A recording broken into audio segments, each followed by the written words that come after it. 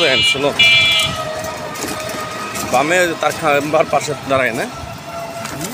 ওই যে খাম্বার পাশে দাঁড়ান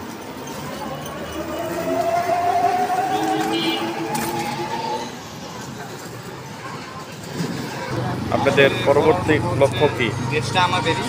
আমাদেরই হাল করতে হবে আমরা যদি বাসায় বসে থাকি এমন হতে পারে আমি মনে করতে পারি আমি একা বসে থাকি বেশি হবে না কিন্তু একজন করে কিন্তু জনসমুদ্র তৈরি হয় আমাদের সকলেরই উচিত রাজপথে নেমে আসা দেশটাকে সংস্কার করা জি ওকে থ্যাংক ইউ আল্লাহ হাফেজ